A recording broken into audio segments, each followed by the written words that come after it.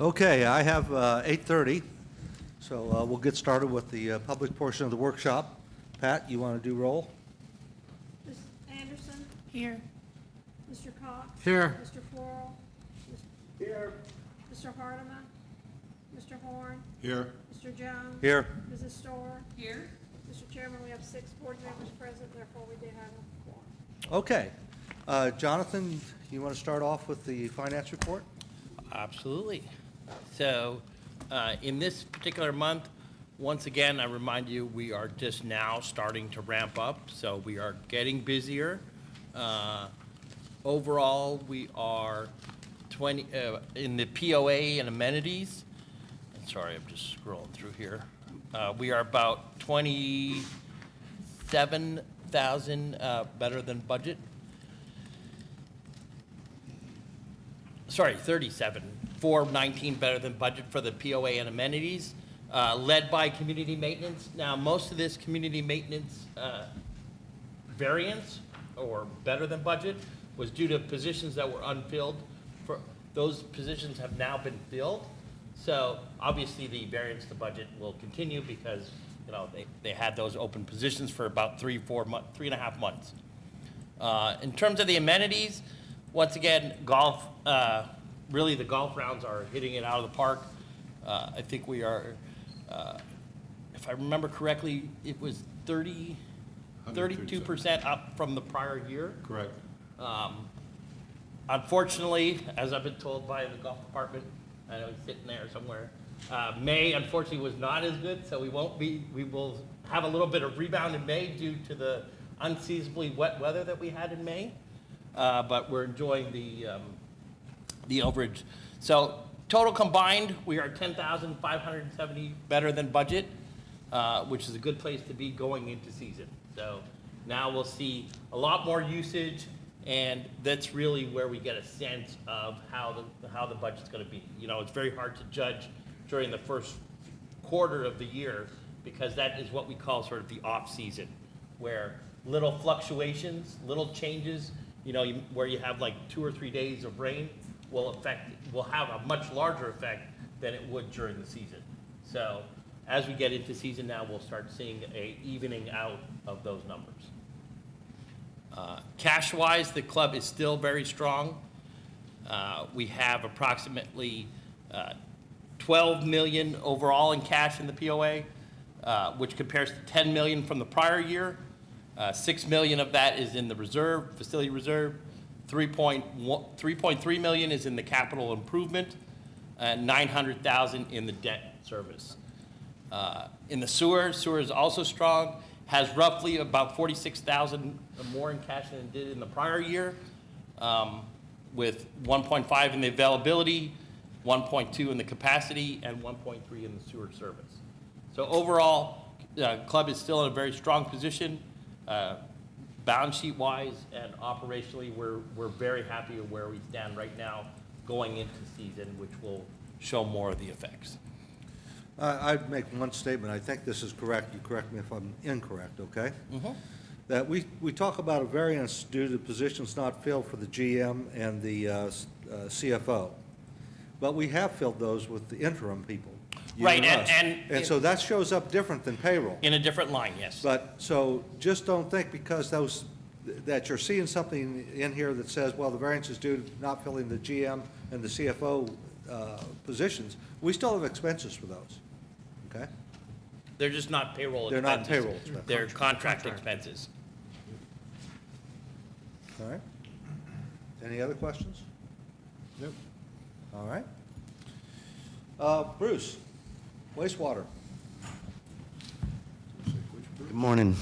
Is it on? Sewer extension, St. George Place, Tawny Oak Loop. Timing is everything. We finally got approval from TDEC, which came in on Friday, 3 days after the board reports are due. So in lieu of having a car for the construction phase of the project today, it won't be presented until next month. So it did get approved and permitted by TDEC, and I will present a car for the construction phase of the project next month. So, Bruce, in the meantime, do you have work for your crew I'm keeping them busy. We're doing small sewer extensions, 300 feet or less here and there where we have to extend to a house that's two lots away. So I'm keeping them busy, yeah. Okay, well, what I was wondering, Greg, is if we would want to consider approving a car by email and officially approving next month so Bruce can continue? Yeah, that's a good point, because the sooner you get that approved, you can go on ahead and take action. We'll do it again in public in the June meeting. Okay. But if you'll get that card to Bruce. I'll put it together and Bruce get Warren, it to And have him send to it Bruce out and Jonathan. for our electronic approval, and then we'll Okay. officially approve it next month. All right, I'll do it. Thank you very much. Any questions? With all the extreme wet conditions we had no overflows during the Yeah. month, so Yeah, congrats to you and your crews. thanks. Absolutely. The system is doing so much better now that the Catherine Station changes have been made, and even though we had to spend one night overnight, it was amazing at over 5 inches of rain in 2 days that we didn't have to spend multiple days here, so. Yeah, it's great work, Bruce. Yeah, it is. Absolutely. Nico Sergio, a community club member since April of 2005. This year, you're doing Tawny Oak Loop. Next year, one of the plans on projects on the sewer department list is replacing the sewer line through Lake St. George. Yeah, that's been moved out a year, Nico, because the project, the Lake Catherine project didn't get completed in 2022. It got completed in 2023. So this year, we're doing the Oak Knoll Force Main project. In '25, we're scheduled to do the Rotherham pump station. Down at the bottom of Rotherham, there's some common property there that we're looking at putting a pump station in.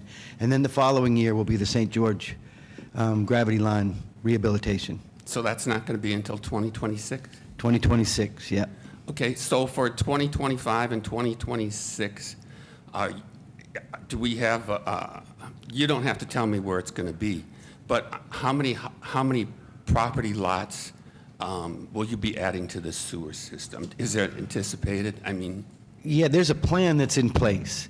And unfortunately, we're kind of discreet about providing that information because, once again, we don't want the contractors to catch word of it and then go and try to undercut the lot owners in buying the lots dirt cheap before sewer goes in. So we're following the plan. The plan is in place. It's presented to the board, and so the board knows what the plans are. We're just trying to be discreet about offering it to the public until such time that we're ready to move forward on it. I'm not looking for a location. What I'm looking for is a count. I can get you that. I'll get you that information. There's quite a few lots involved. Is it like 60 to 100 lots we plan on adding every year? No, Or in the next 2 years? There's more than that. Oh, there's more than that. Okay. Yep. Thank you very much. You're welcome. Yeah, just so everyone's aware what that exchange was about, we have a policy in place, a procedure in place really, that says property owners who own that property get to hear about the extension before the public. Because once the public gets a hold of it, realtors can go, developers can go in and undercut the value of the lot, because a lot of the value does go up as we put sewer in. So we're pretty careful about that, and that's why you'll hear people like Bruce say, well, we really can't tell you the locations. We won't do that. Okay? Thank you. All right. Well, the long-awaited presentation. Sam?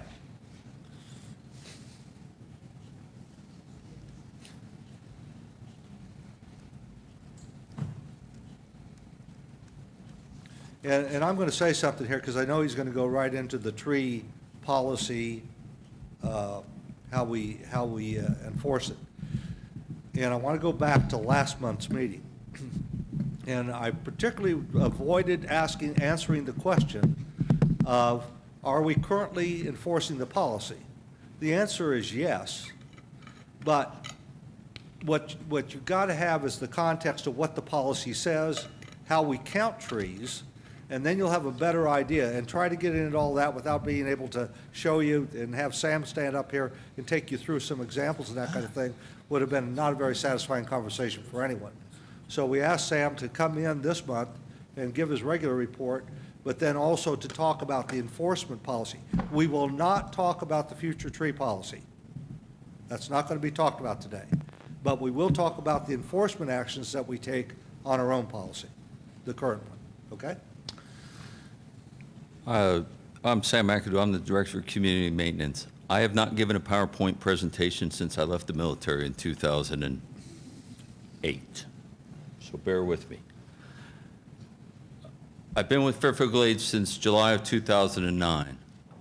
Before that, I was 26 years in the military.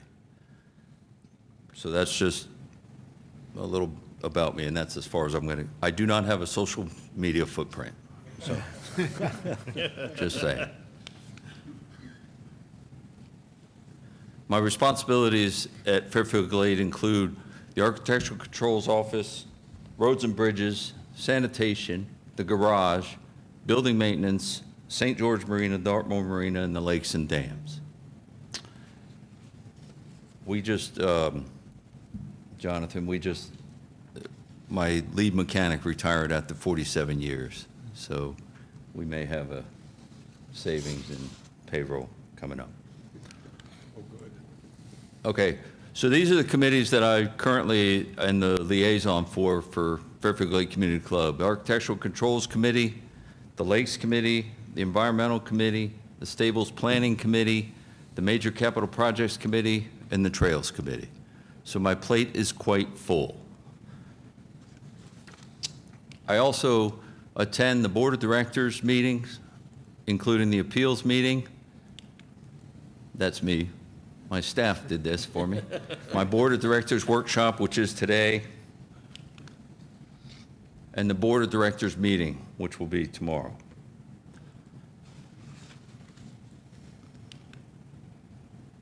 Thank you. Is there any questions on my roles, responsibilities, things of this nature? It was short and sweet. Nico Sergio again. Within the last 2 weeks, Lake Dartmoor rose very high. It overran our retaining wall. I sent a request in to Mark Toon to find out if they could close the lake, in the respect that when the lake is that high and my neighbor's dock is underwater, we still had the 2 o'clock, or they do 1 or 2 cruises on Lake Dartmoor a day. And I asked if we could get who had the authority to like close the lake so that people were not going out on the lake, causing waves and potentially damaging frontal property. So who has that authority to close the lake? We would not close the lake. I cannot go to lake owners and say the lake is closed. I don't have the authority. I also don't have a way to enforce that. So I would not close the lake. But would you nobody has that authority? Oh, I'm sure somebody has the authority, and quite honestly, it may be me, but I will not close the lake. Okay. I cannot do something that I... Can you close, or can you prevent the marina from having cruises? This issue is going to be discussed at the Lakes Committee meeting on the first Friday of the month in June. The Lakes Committee will provide recommendations. I've discussed it with the marina managers to try and limit that and to prevent getting so many feet close to people's property. Okay, thank you. Yes, sir. Do you want me to expound on any of my... Only if you want to. I do not want to. I'm good. My email's up here. My phone number's up here. If you call me, I will return your call. If you email me, you will probably get an email before a phone call. And the reason is I answer emails in the evening. I answer them on the weekend. I answer them whether I'm in town or out of town. Phone calls are a little different. They're harder to get to just because of the amount of work that I have. So, but I will return your call, okay? But that's the way to get hold of me. Now, I'm sure that there's people waiting for me to talk about the tree policy. The tree policy was approved by the Board of Directors in February 28th of 2019. Now, do not confuse that with that's when this tree policy came into effect. We have had tree policies for many, many, many years, okay? Now, at a lot of board meetings, people will call my office and say, they clear-cut the lot next to me. or they clear cut the lot where they're doing construction. That happens probably 80% of the time when a builder clears a lot for building. In the 15 years that I've been here, there's been one lot clear cut. That is not open for discussion. There is one lot that has been clear cut. And that property owner and the builder were fined. Now, the problem with that, because I don't want somebody to come up and say, well, for instance, somebody got up last meeting and said, they clear cut the lot across from me. I wrote the address down, 2 of them, and I went out there and I counted 30 trees and I stopped counting. But I sent my inspector out there and I said, count the number of trees on the property. He counted 45. Now, what people need to understand is, what people need to understand is you have to know where the property lines are. You cannot say a lot is clear cut if they're clearing for the footprint of the house. Quite often, the footprint of the house and the property lines are 2 different items, okay? The other thing that you have to understand, because people say, you need to find that person. If you come to my office and say, are you finding somebody for doing something? I will not tell you. No different than I will not tell them if you are being fined. It will not happen. Now, the problem is the current tree policy says clear cutting is finable by a fine that starts at $5,000. It can go to $10,000, and it can go to $20,000. That's based on the size of the lot. The policy says that the lot, I can only fine you if the lot is clear cut. Now, historically, without going into great detail, I fined the builder for clear cutting a lot. He strung his corners and he went to the board and he appealed the fine. Why did he appeal the fine? Because he had 3 trees on the lot. Therefore, that lot is not clear cut. Under the current policy, clear cut means no tree left on that lot. If a builder leaves 1 tree, that lot is not clear cut. Okay? That is the issue that we're dealing with. However, that is not to say that in 15 years, people have left 1 tree and I can stand up here and say no lots have been clear cut. Most of the time, there are anywhere between 25 and or greater trees on that lot that's been cleared for construction. Okay? And we monitor that, and there's several inspections that go on during the construction of a house. There's several items that my inspectors look at. One of them that they continually look at is the number of trees on the property and the silt fence on the property. It's checked every inspection. If we get a call saying a silt fence or a lot has been clear cut, we check every one of them out. Okay? More often than not, there's 20 or more trees on there, but there's a misunderstanding from people that see the lot and think, oh, it's been clear cut. Now, the number of trees that are required to be left on a property is via a formula, okay? The formula is in the new home package. You are welcome to go to my office and pick up a copy of that formula. But in essence, it says the size of the lot minus the footprint of the house to include driveway, sidewalk, porches, decks, an 8-foot buffer zone in some areas and a 5-foot buffer zone in others. That total, which if you're building a 12 or 1,600 square foot house, could be 20,000 feet by the time you add all that in. Additionally, you take the size of the lot minus that number that you've come up with, you divide that by 1,500, and you multiply that number by 3. It seems kind of confusing, but it's really not. And when a house is being built, a builder can call these numbers up relatively easy because his plans are electronic. So he just plots it in and he comes up with a plan. If it is not a whole number, it gets rounded up to the next whole number. Now, within the tree policy, it says that there are several zones, okay? Those zones are required to have a certain number of trees in them. For instance, any elevation of a house that faces a street is required to have 2 trees. So let's use the example of 15 trees. You need 15 trees on your lot. 2 of those 15 need to be in the front. If you live on a lake or a golf course, 2 of those trees need to be on whatever property line faces a lake or a golf course. If you live on a corner, you need 2 in the front, 2 on the side, and if you're lucky enough to live on a corner, a lake, and a golf course, you need 2, 4, 6, 8 trees of those 15. The remaining number of trees can be anywhere on that lot. Anywhere on that lot. Now, historically, trees get damaged during construction. Trees get damaged during storms. Trees get damaged for disease. So there is some leeway in allowing trees to be replanted. Now, if you have a house that says 15 trees is your minimum required, and you want to cut below 15 trees, you will fill out a form that says exterior change request form, request to cut a tree. The reason that I have that is you are saying that you will replant to the minimum number of trees.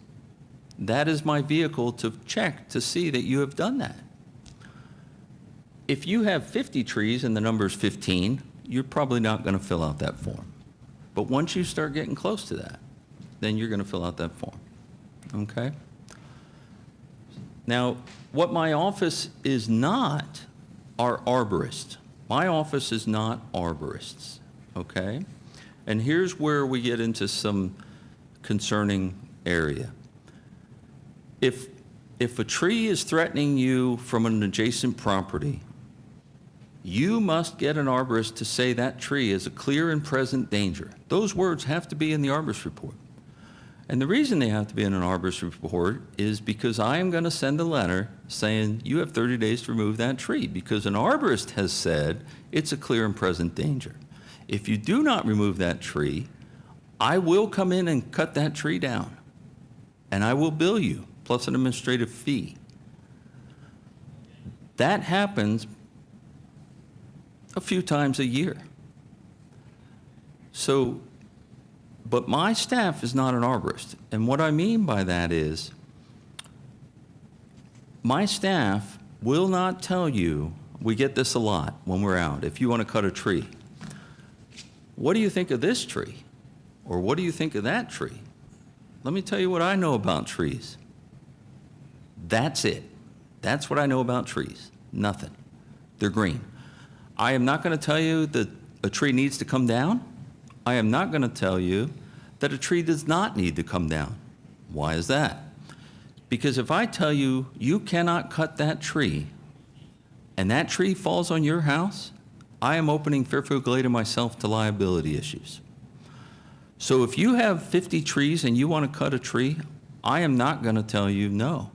We've had this discussion many times within the ACC, and it comes down to a mathematical equation. What is the minimum required number of trees and where do they have to be located? And if you meet those requirements, I will not tell you that you cannot cut a tree because it opens up to liability. Now, 2 things happen in Fairfield Glade Community Club. During times of extreme weather, if a tree falls on somebody's property, virtually anywhere in Fairfield Glade, thanks to next door, my staff is inundated with tree requests. Okay? Nobody wants a tree to fall on their property. I heard 1 fell, or 6 fell. And now all of a sudden, everybody wants to cut the trees away from their property.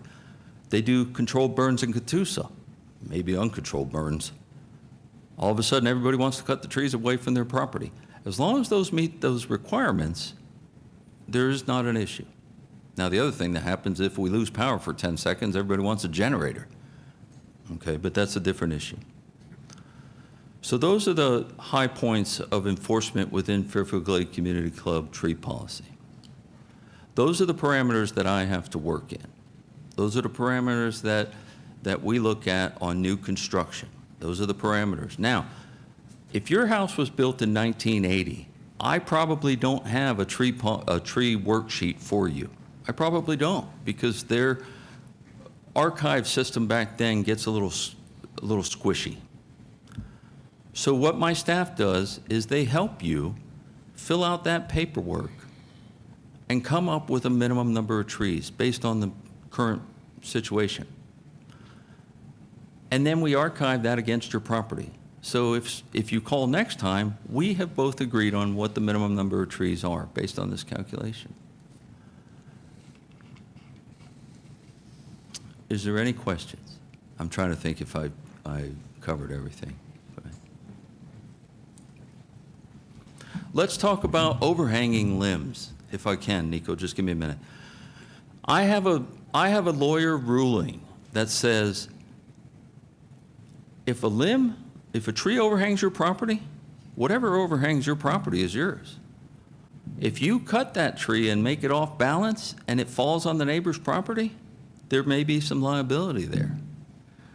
But in the state of Tennessee, whatever overhangs your property is your tree, except for fruit. If my fruit falls on your property, it's still mine. I don't know why that is, but I think it's got something to do with farmers.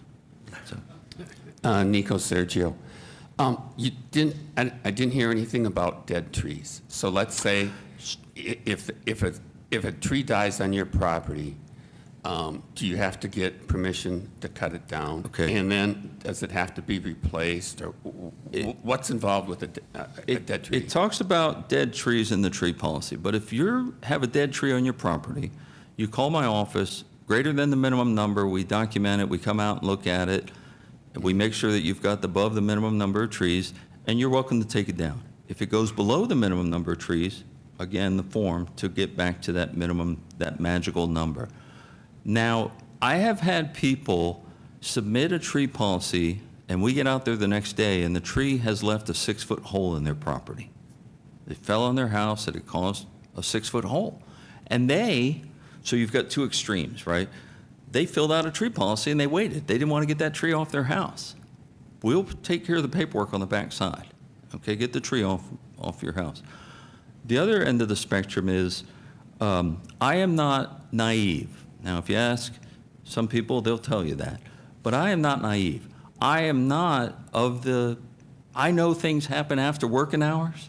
I know things happen on the weekends. I know things happen when my staff is not here. I have called the police department to go check items on after hours, on the weekends, whether that's putting a roof on or cutting trees. When a chainsaw fires up, two things generally happen. The neighbor calls to see if the neighbor's got permission, or he goes over and contacts that tree company and says, hey, I've got some work over here. As long as you're out here, can you take care of mine? As long as the paperwork's done, we're good to go, okay? Now, if anybody's interested, since January 1st, there's been 271 requests to cut trees. Now, as I said before, that peaks when we get a storm, straight line winds up in the north section and things of this nature. 957 trees total have been requested to be removed. That's an average of 3.53 trees per request. Some people want to cut one tree, some want to cut multiple trees. Trying to get a policy to fit into every possible scenario is virtually impossible. There's a lot here that's 11 acres. I am not going to count trees on an 11-acre lot to see if he's less than the minimum. But he did fill out a form, and I have it. So, did that answer you? Yeah. Next question. The policy for a tree that is in, I think it's 3 inches in diameter at 5 feet above the ground. If I understand it right, you don't have to put in a request, fill in a form if you want to cut that down. Less than 3 inches. Yep. Okay. Thank you. Yeah. Any other questions? Yes, sir?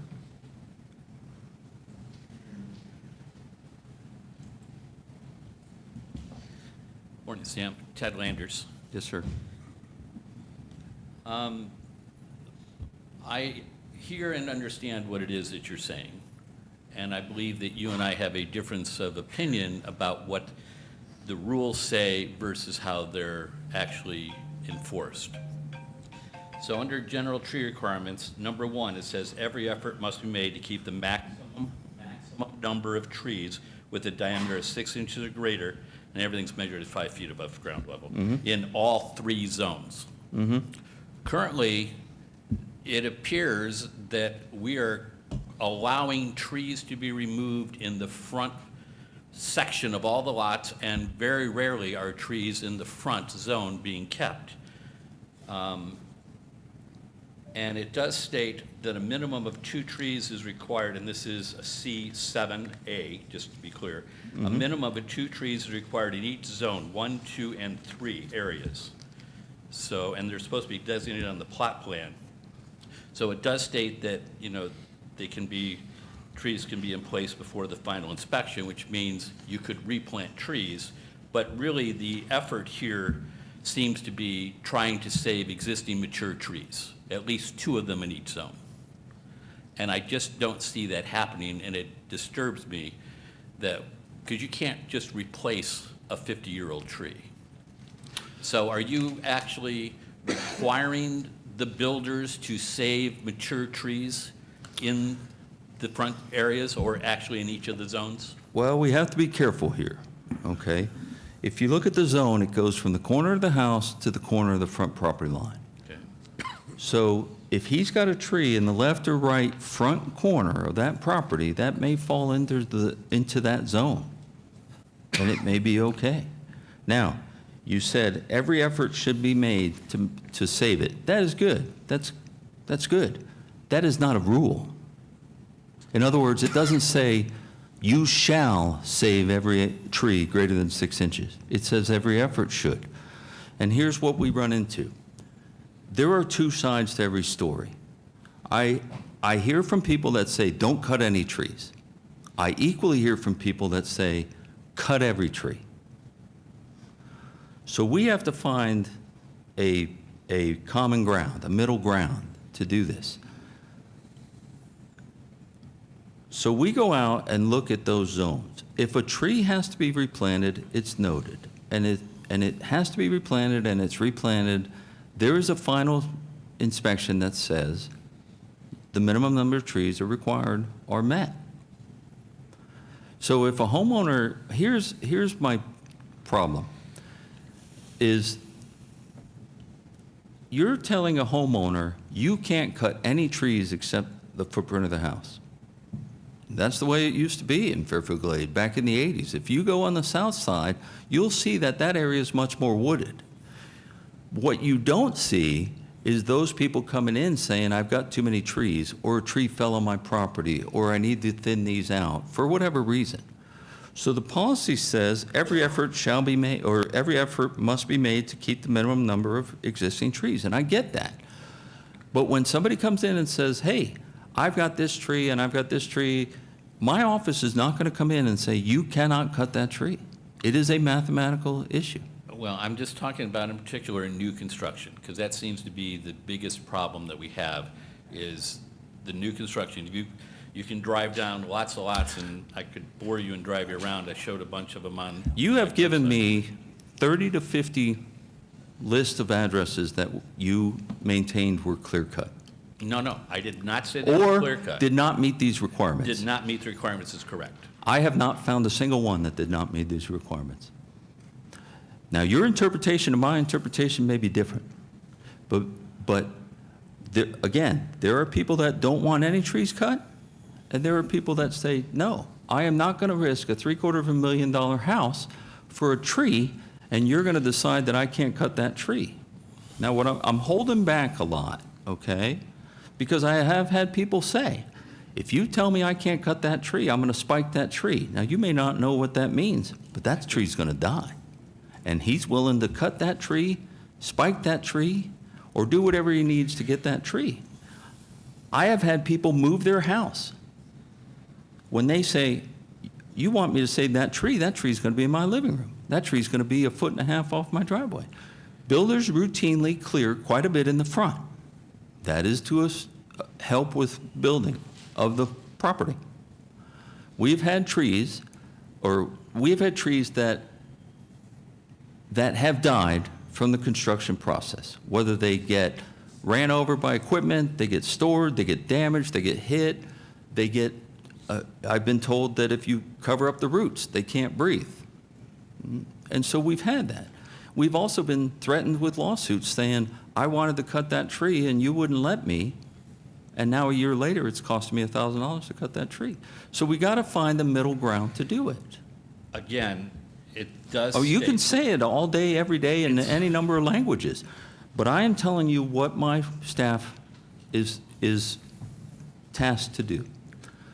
Now, I've got to add in here, because this is important, Ted, and everyone else. Sam and his crew are the people that have been authorized by the community to interpret and to enforce the rules. Just because I don't like a rule, or just because I think it ought to be interpreted a different way, does not give me the authority to tell him what to do. That's why he's hired in the position he's in. And we need, all of us, need to support the people that are put in those positions, because quite honestly, if we listen to every member's interpretation of every policy and rule around here, we'd have chaos. We wouldn't get much of anything done. Okay. So we do empower people like Sam in the areas that he's responsible for to make those interpretations. Well, it's pretty clear in B1, every effort must be made to keep trees 6 inches or greater in all 3 zones. yes, sir. That is what it says. Yes, sir. And Okay, I would now, argue yesterday- that's not being followed. That's your interpretation. That's fine. I respect your interpretation. Now, yesterday, I had a meeting with the ACC. We don't want to talk about the new tree policy, but they are trying to fit. And I told the ACC yesterday, as soon as a policy is written, no matter what the policy is, there may be changes that need to be done. The people that wrote those policies previously thought that that was a perfect policy. I'm looking at the ACC members that are here. But the ACC that comes on, or somebody else's interpretation, says, no, that policy is not correct. Okay, the other thing is that it says that any replacement tree must be of good, healthy stock, 2 inches in diameter of the trunk at 5 feet above ground. Yes, sir. I had multiple pictures where Did you measure the trees? I did. So you went on somebody's property and measured the trees. I did. Let's, Well, actually, I had a we stick. interpret the policy and we enforce the policy to the best of our ability. I don't know what you're looking for from me, sir. I'm looking for quite a honestly. tree, a replacement tree that is 2 inches in diameter at 5 feet. And there were many trees that were samplings that some of them weren't even 5 feet tall, let alone 2 inches at 5 feet. Okay. And you're telling me that No, I'm none not of telling- those that I said met the criteria? You said they all met the criteria? I am saying that at the end of the build process, the home meets requirements of the Fairfield Glade Community Club new home requirements.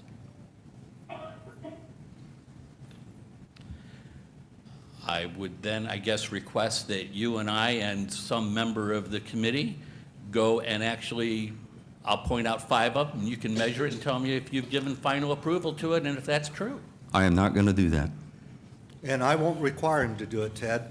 That is a waste of his time and his people's time.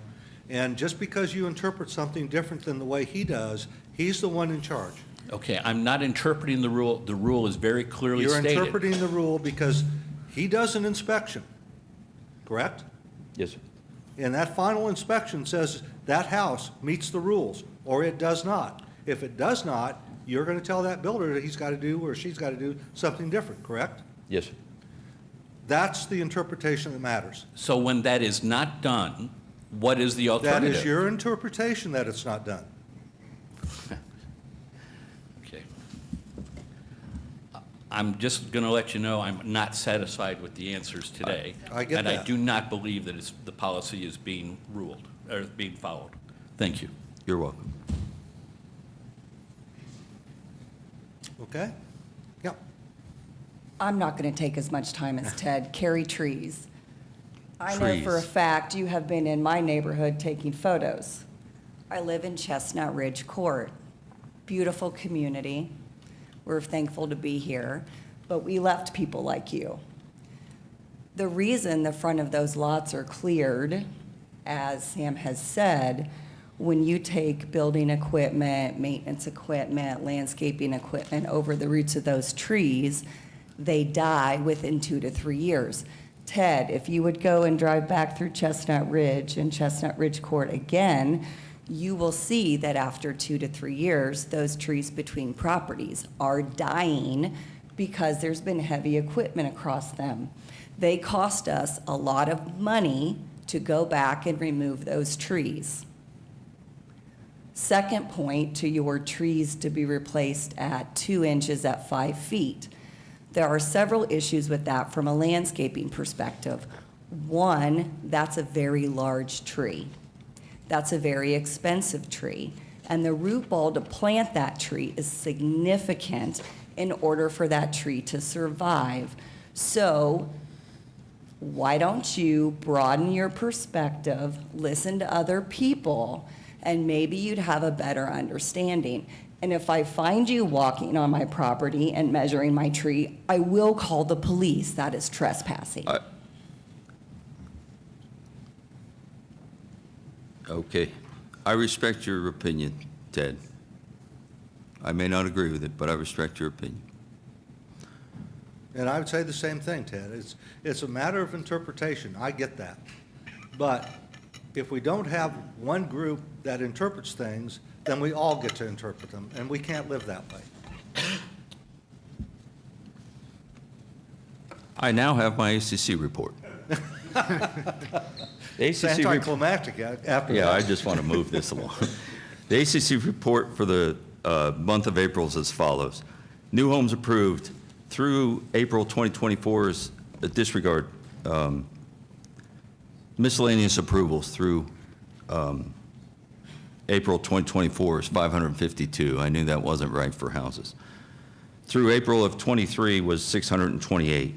New homes approved, including manufactured homes, through April is 31, and same time last year was 37. New homes completed through April for 2024 is 33, and for last year is 35. We currently have more than, right around 150 houses going in. So I'm not concerned about, some people say, well, you're less than last year, but it could be a timing issue. And at the end of the year, the last few years, we've been 124, 125. So we watch that to see where it's going to land out.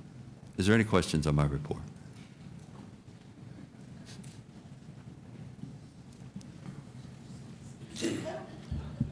Nico, Sergio. One of the driving forces for the sewer system is to make buildable lots. Do you have a count of how many existing lots have sewer availability so that we get some idea how many? Yes, I can send you that information. There's Okay. somebody in the audience asked me for the number of houses, the number on septic, the number on sewer, the number on timeshares, and they print that out. Accounting does every month. So I got it from accounting. I don't normally track it. Mm-hmm. I got it from accounting and I sent it to that person. If you would send me an email, I'll be glad to send you that information. Based on the report we have in the board report. And they may have it. The number of sewer, homes with sewer on them is 4,553. You're looking for undeveloped lots. Undeveloped lots. Oh, undeveloped. That I cannot tell you. I'm sorry.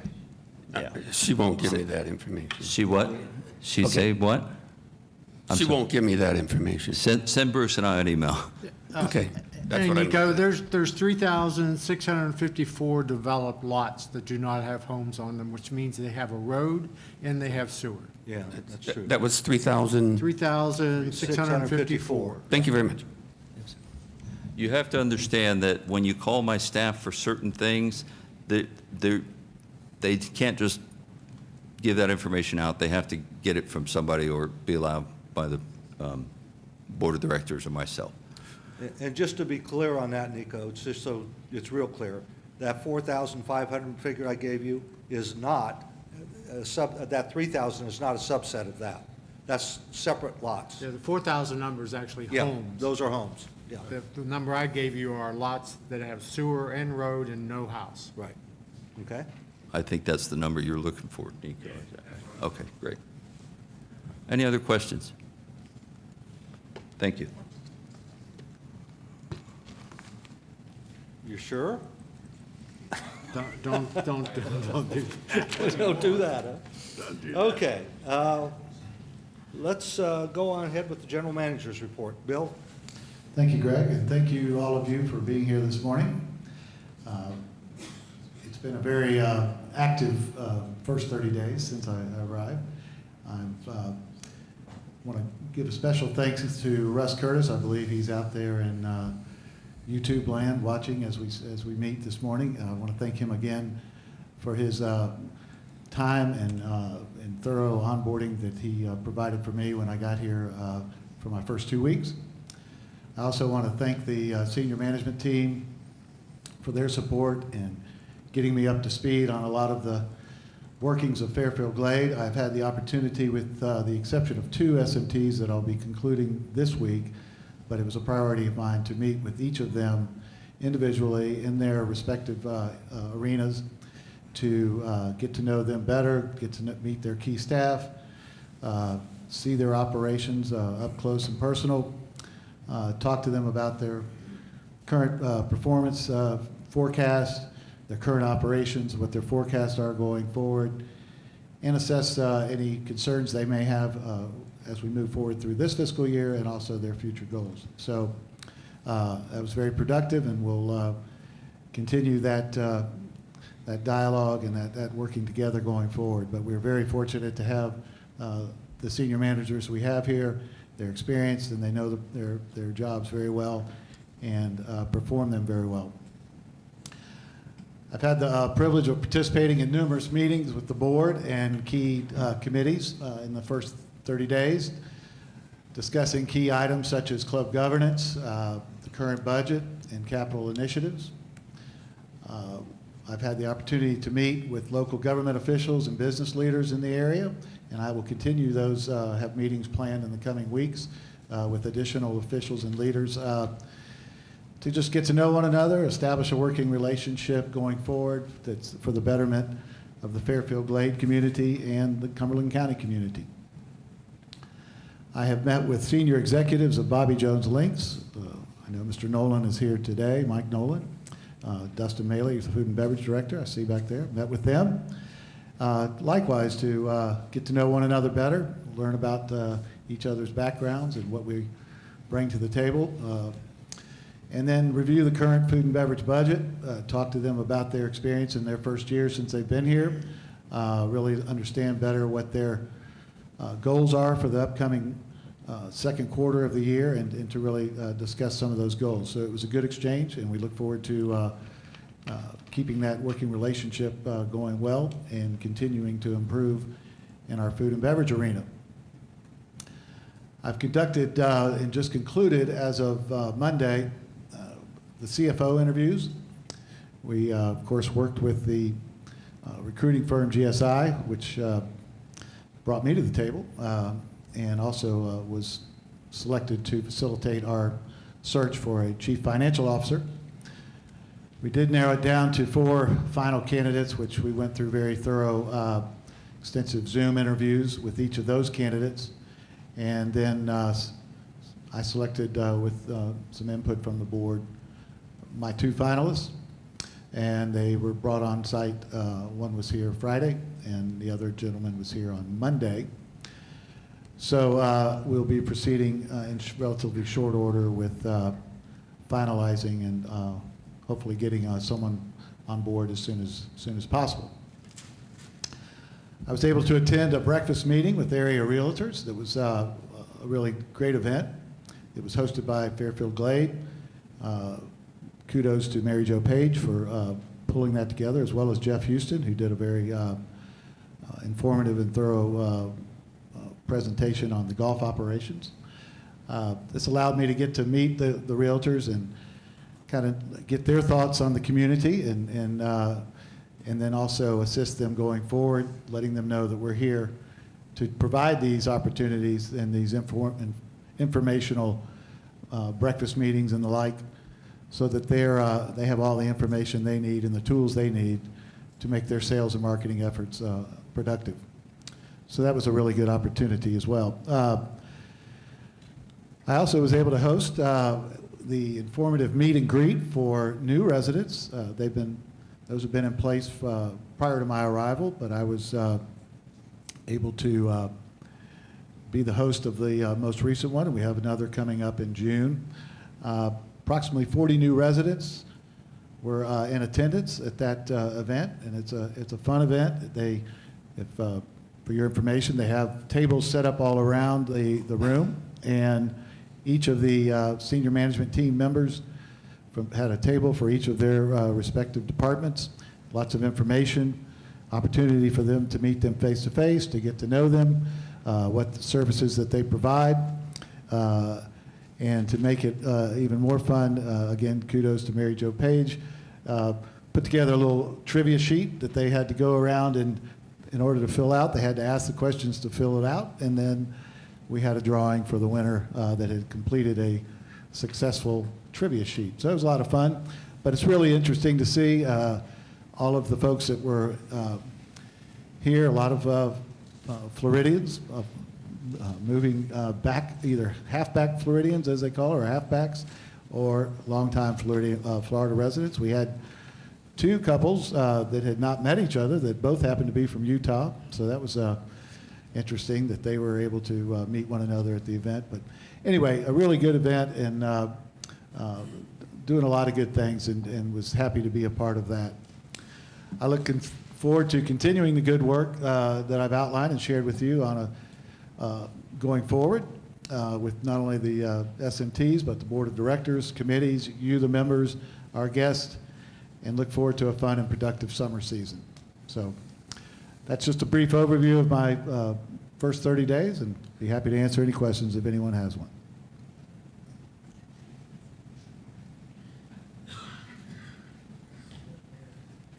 I probably won't be able to answer it. Nico Sergio again. Back in 2017, for about 6 months, there was one or two board members that had an evening open presentation and then a follow-up discussion. And people brought up a lot of very different issues.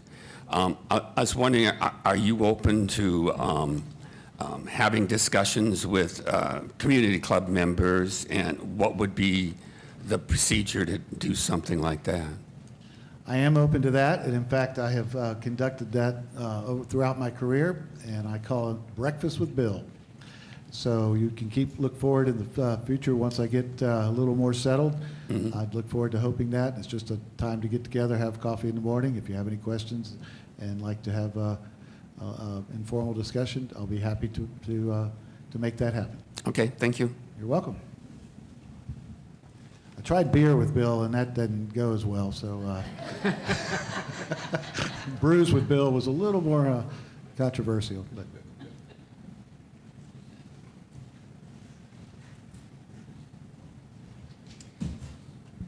Tom Ratcliffe.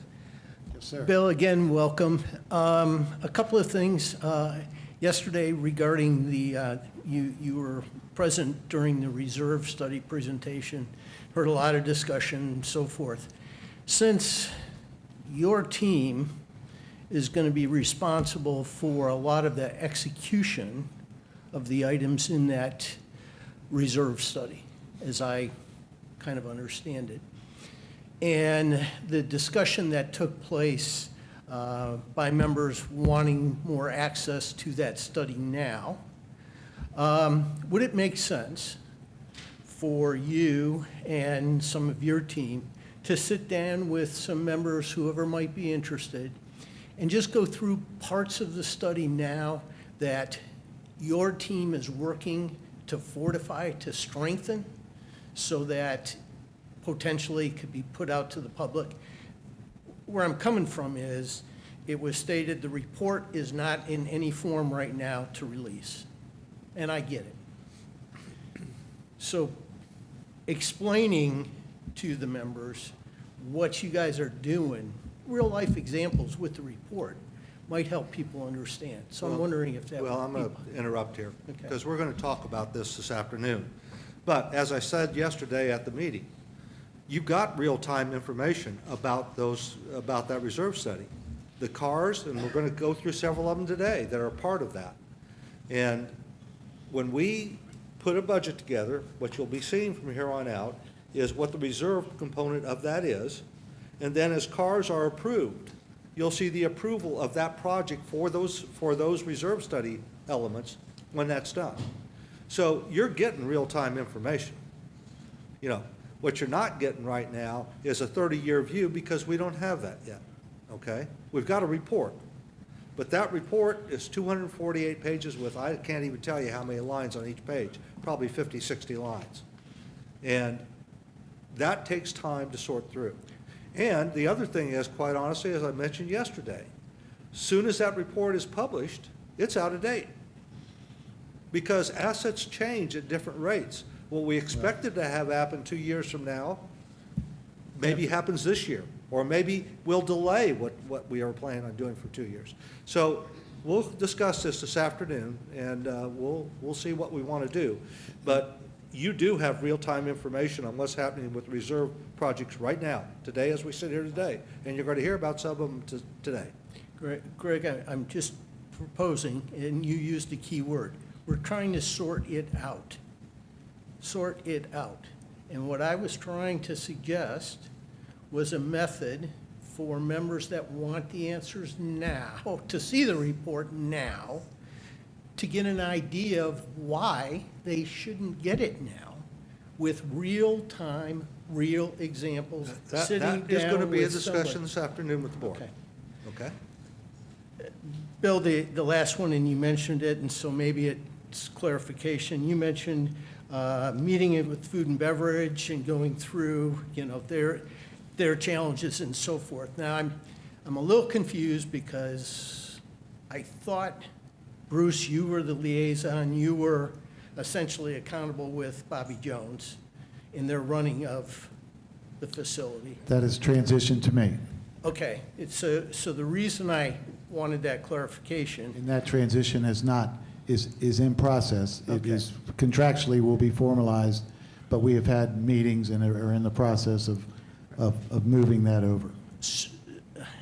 So then we're kind of still like, well, you probably went through the financial April report then and was looking at. And I will say, and I'll say it as we go forward, my experience, which is extensive in food and beverage, a 1 month picture does not a story tell.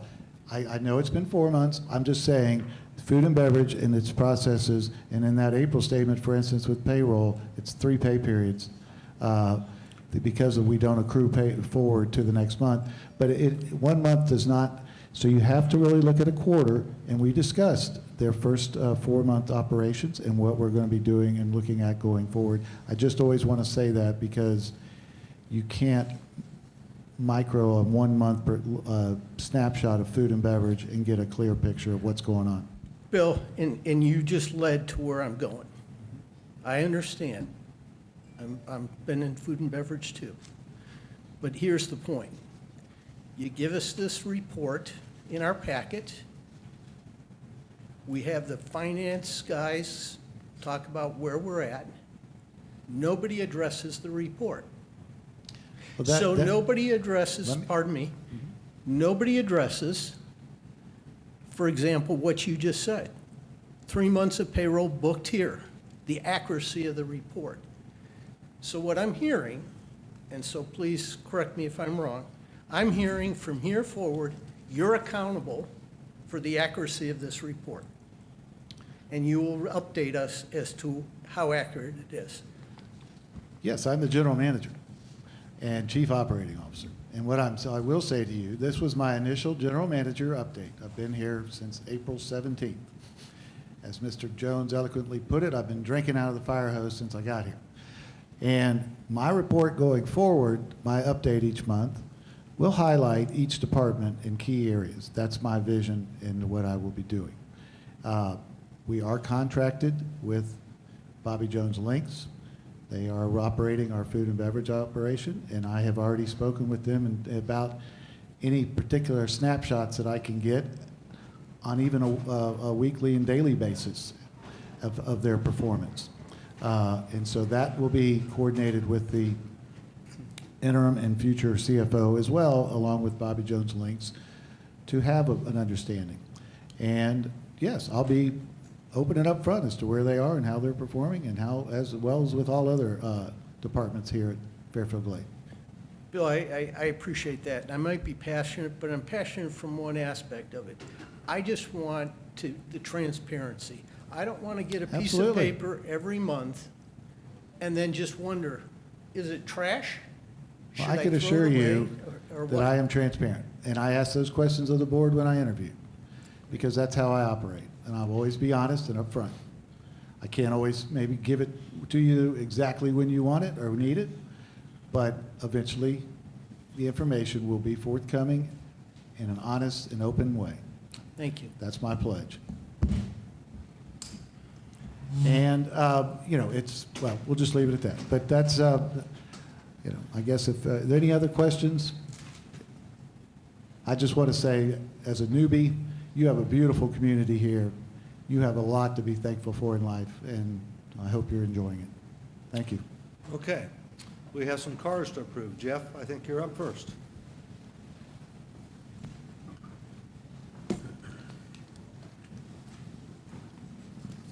The first car is for Heatherhurst parking lot sealing and striping for $35,000. I have a bid from last September for $30,000 from Rawlings. We will rebid. We've got a couple other places that we're going to look at, but this is something that work needs to be done. You can't see the parking lines very good, and so it'll take us a little while to get it done, but we will do it. Any questions? Okay? I'll just comment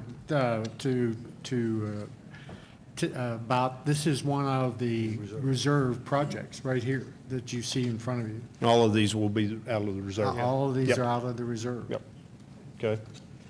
So the second one is the golf course improvements for $56,000. I was in front of the board a month or so ago, and we used up $17,000 for the new tees and an earlier car, and $11,346. So we had $17,000 for each course times 5. That's $85,000. If you reduce what we spent on an earlier car, it's $56,000. I rounded down, so to $56,000.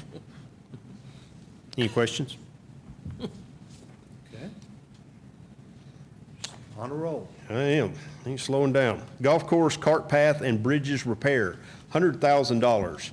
So this is $25,000 for Druid and Dorchester. That's $50,000, and $50,000 for Heatherhurst makes it $100,000. Remember, Stonehenge has the $35,000 that we already used on a previous car for the concrete project. So this is $100,000. This is really important because it's hard to get pavers. So we're going to have to work really hard to set up times for those people to come in so we can get our money's worth out of that. So they don't come and go. Hopefully they can work at least 2 of the locations and give us a little bit better deal. But $100,000 for cart path repairs. Any questions? One more, I think. Okay, so, no, I think I skipped golf course. I skipped the $96,000 for golf course repairs. So that is, what we have is $25,000 for each facility, so that's $100,000. We used $36.55 for the new tees at Dorchester on the previous car, so that brings it at $96,345. So this is just for repairs around the golf course. One of the places that we need to really look hard at is number 15 at Stonehenge.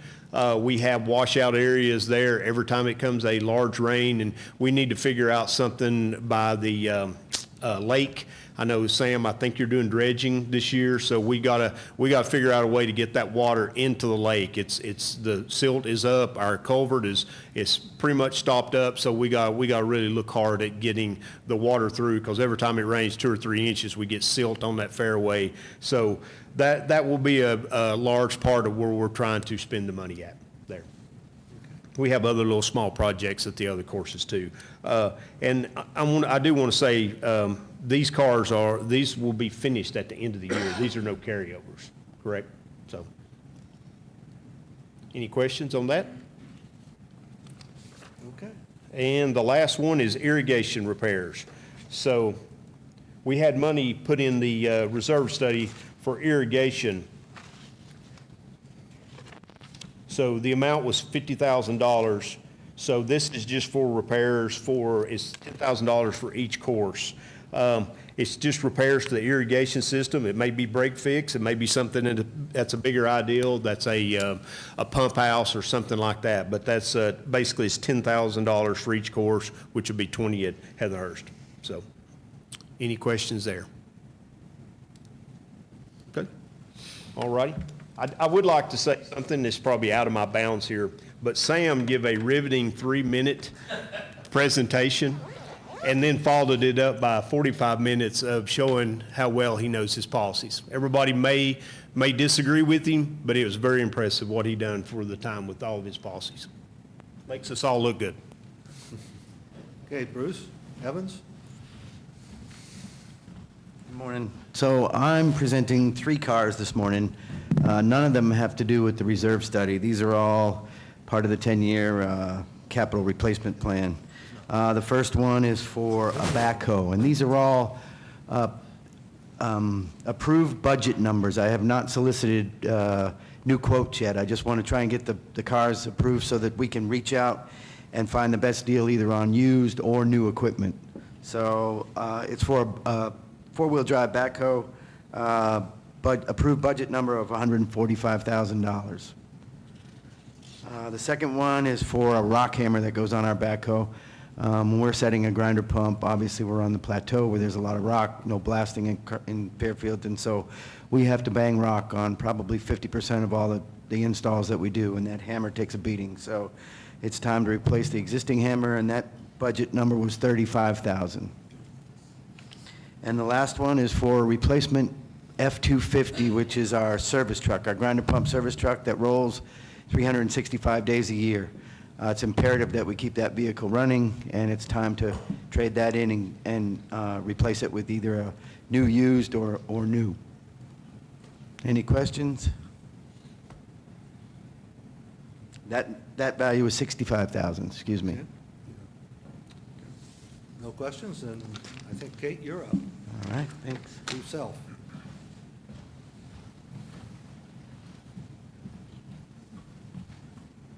I'm trying not to touch anything. Sorry, I've been sick, so I'm trying not to touch anything. Good morning. I'm here to request a car for $40,000 for a patrol fleet vehicle. This money it's going to be a reallocation of capital funds that was approved for the 2024 budget. Around $37,000 and some change was pre-approved for a project that got moved to operations, and $3,500 was approved in capital that was moved into operations as well. So again, it's reallocation of that $40,000 in capital for a fleet vehicle. We currently have one vehicle that was recently fixed by our garage, but there's some mechanical issues that we see that could affect it in the near future, where we'll have to take it off the fleet, which will limit us with providing our take-home car policy and also good working vehicles for officers.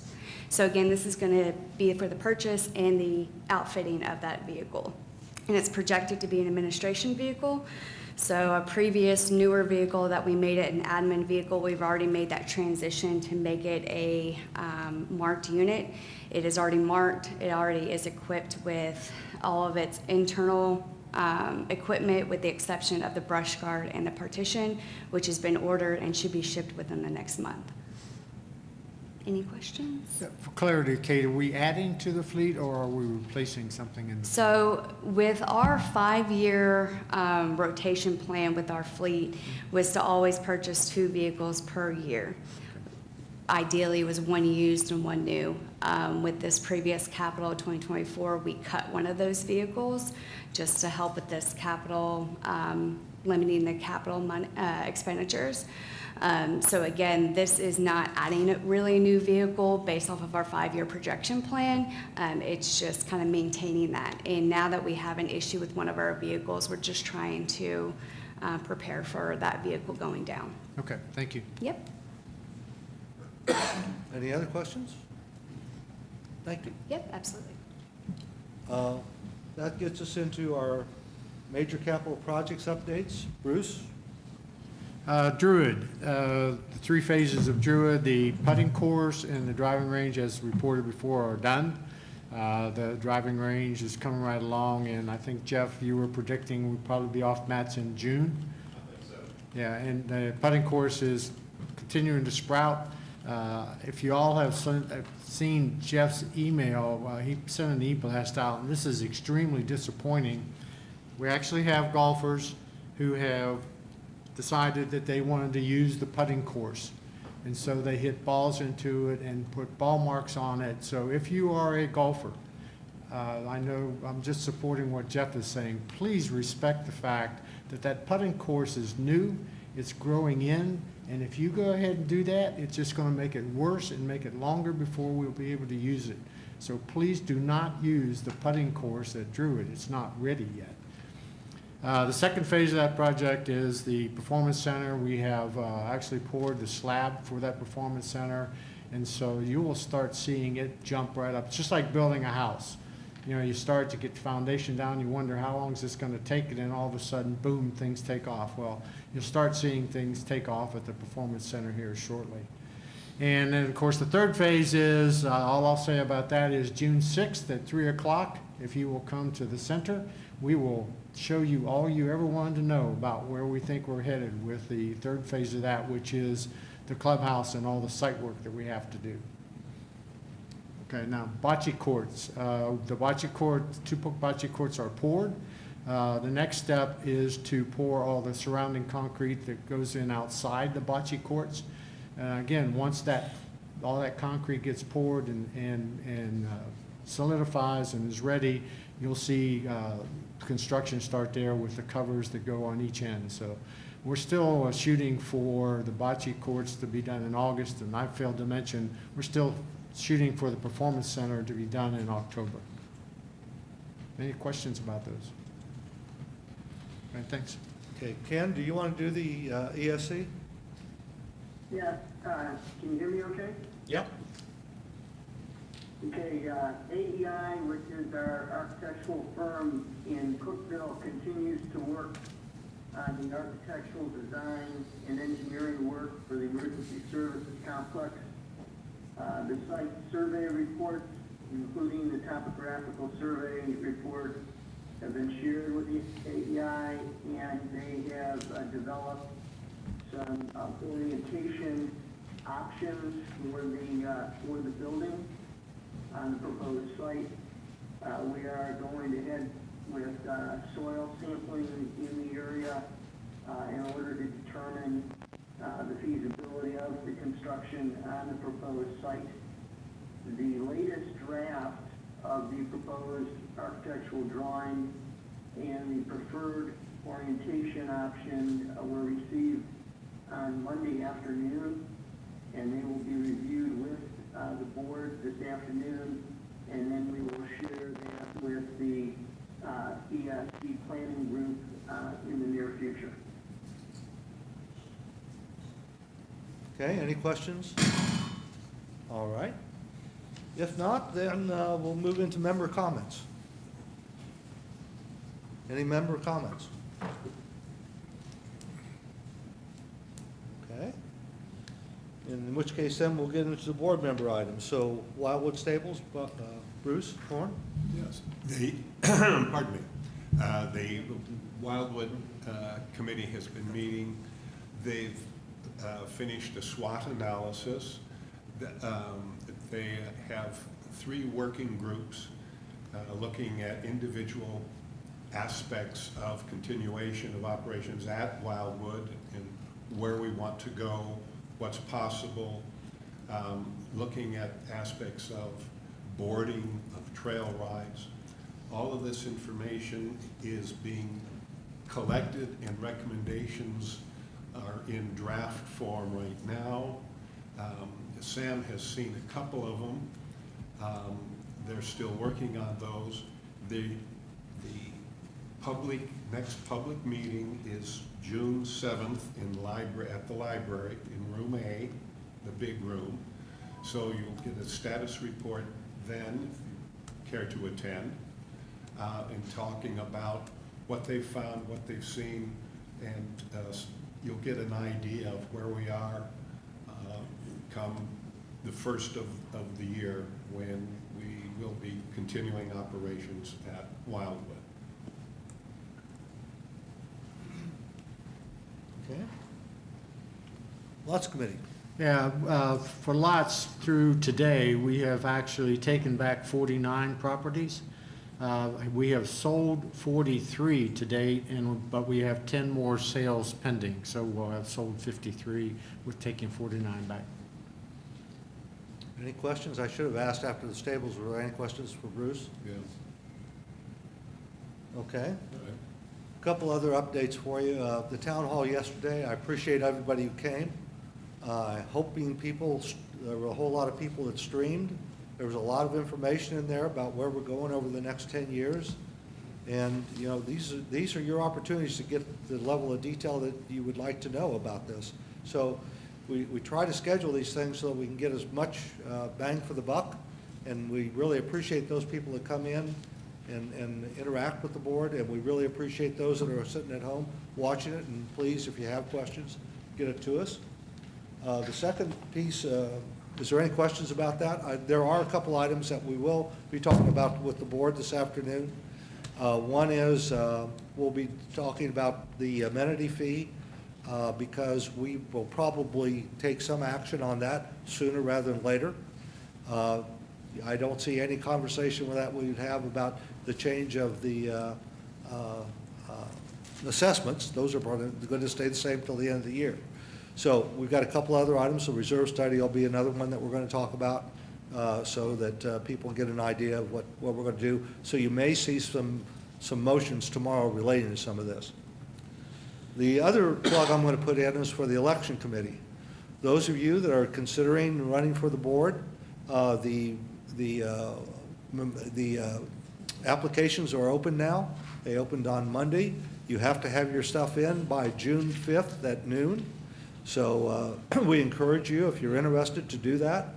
We also are encouraging all potential candidates to attend a meeting with the couple board members on May 29th, which is next Wednesday, if I did my math correctly, at 3 in the afternoon at the admin building conference room. And what we're going to do there is we're going to go through the documents that you should be aware of and that are important that you're going to need to look at or be familiar with as a board member. So it's going to kind of hopefully jumpstart you in the things that you need to be looking at now as a candidate so that when you come on the board, you're as prepared as you can be to get moving pretty quickly because we're not stopping. And when we get to September, we just don't do a full stop. We keep going. So getting people on the board that are up to date with a lot of things is important. We can share with you some of the major items that the board is looking at so you can kind of get familiar with those kinds of things. And it'll be a highly interactive thing on the 29th, again at 3 up in the admin conference room. All right? That's it. Anything else for the good of the cause or otherwise? All right? I'm looking for a motion. Motion to adjourn. Is there a second? I'll second. All right. Any discussion? All those in favor? Aye. Aye. Opposed? Thank you all for coming.